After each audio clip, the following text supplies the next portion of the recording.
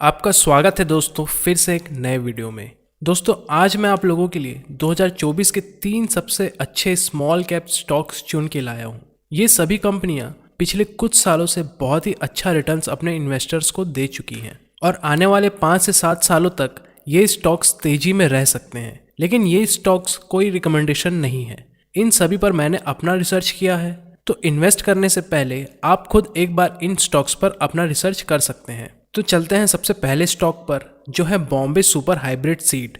ये company agriculture sector में आता है। ये कंपनी 2001 में स्टैब्लिश्ड हुई थी एक पार्टनरशिप फर्म के रूप में।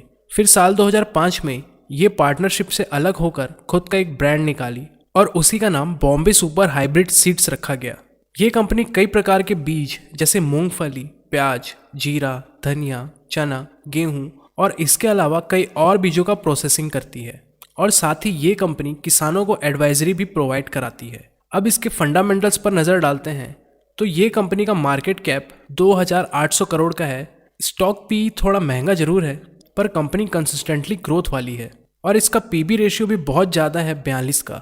मतलब ये स्टॉक अभी काफ़ी महंगा है। लेकिन दोस्तों आपको स्मॉल कैप स्टॉक्स में बहुत ही कम ये देखने को मिलेगा जिसमें पी और पीबी रेशियो कम रहे, क्योंकि स्मॉल कैप कंपनी शुरुआत में काफ़ी तेज़ी से ग्रो करती हैं, इसलिए इनका ये रेशियो हमेशा हाई ही रहता है। स्मॉल कैप स्टॉक्स को इसीलिए सबसे रिस्की माना जाता है क्योंकि इनका पी और पीबी रेशियो आपको कभी सही नहीं दिखेगा और ये कब गिर जाए किसी को नहीं पता। लेकिन कुछ स्मॉल कैप कंपनीज हैं जो आगे चलकर मल्टी बैगर स्टॉक्स बन जाते हैं और इन्हें शुरुआत में यानी कि जब ये स्मॉल कैप की रहती हैं तभी इन्हें पकड़ने में फ़ायदा है। तो आगे बढ़ते हैं नेक्स्ट रेशियो में। इस कंपनी का डेट ना के बराबर है। डेट टू इक्विटी रेशियो भी इम्प्रेसिव है, 0.32 का। डेट टू इक्विटी रेशियो अच्छे कंपनी में 1 से कम ही रहना चाहिए। प्रॉफिट ग्रोथ की बात करें तो ये कंपनी ने पिछले 5 साल में 70% का ग्रोथ दिखाया है, जो कि बहुत ही अच्छा है। सेल्स ग्रोथ भी 23% का है और स्टॉक प्राइस पिछले 5 सालों में 100% का CAGR दे चुका है, जो कि बहुत ही अच्छी बात है। और इस साल का नेट प्रॉफिट भी 21 करोड़ का है। प्रमोटर होल्डिंग्स भी 70% का है। ये भी एक प्लस पॉइंट है इस कंपनी का। अब चलते हैं दूसरे कंपनी की तरफ, जो है HG इंफ्रा इंजीनियरिंग लिमिटेड। इस कंपनी का मार्केट कैप 5000 करोड़ का है। ये कंपनी रोड इंफ्रास्ट्रक्चर कंपनी है। बेसिकली ये कॉन्ट्रैक्ट बेस पर road construction, road maintenance, bridge और फ्लाईओवर बनाने और उसके रखरखाव का काम करती है। और अभी के समय में इंडिया ने रोड कंस्ट्रक्शन के लिए काफ़ी पैसा भी इन्वेस्ट कर रखा है। और कंपनी के वैल्यूएशन की बात करें तो स्टॉक का PE 10 का है और पीबी रेशियो 2.6 का है। मतलब कंपनी अभी बहुत ही सस्ते दामों पर मिल रही है। फंडामेंटल्स की बात करें तो ROE और ROCE दोनों ही 25 से ज़्यादा है, मतलब अच्छी है। EPS भी 84 रुपये का है।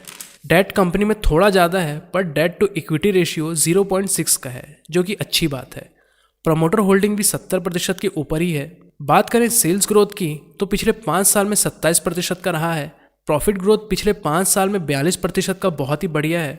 स्टॉक प्राइस भी पिछले 5 सालों में 33% के CAGR से बढ़ा है, जो कि एक अच्छा खासा रिटर्न माना जाता है। कैश फ्लो भी कंपनी का पॉजिटिव में ही है और साथ ही FII और DII ने भी अपनी होल्डिंग्स इस कंपनी में बनाई हैं। इसके बाद तीसरी और आखिरी कंपनी है बैंको प्रोडक्ट्स लिमिटेड। ये कंपनी गाड़ियों के इंजन कूलिंग मॉड्यूल्स और सिस्टम का मैन्युफैक्चर करती है।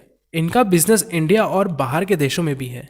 इस कंपनी को ऑटोमोटिव इंडस्ट्रीज का 40 सालों से ज़्यादा एक्सपीरियंस है। बात करते हैं इसकी वैल्यूएशन की तो इसका मार्केट कैप 5000 करोड़ का है। PE रेशियो 17 का है, पीबी रेशियो 4 का है और फंडामेंटल्स में रिटर्न ऑन इक्विटी 23% का है और रिटर्न ऑन कैपिटल एम्प्लॉयड 25% का है। डेट 400 करोड़ का है। डेट टू इक्विटी रेशियो 1 के नीचे ही है।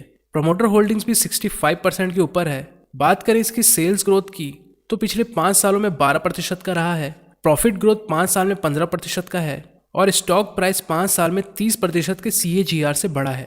कैश फ्लो थोड़ा माइनस में है, लेकिन FII और DII ने अपने होल्डिंग्स बनाई हुई है। दोस्तों इन तीनों कंपनीज में मैंने अपनी रिसर्च खुद की है आने वाले इंडिया के ग्रोथ को देखकर। अगर आपको इनमें से किसी स्टॉक में इंटरेस्ट है तो आप खुद एक बार एनालिसिस जरूर करें। तो आज के लिए बस इतना ही। मिलते हैं नेक्स्ट वीडियो में, तब तक के लिए धन्यवाद।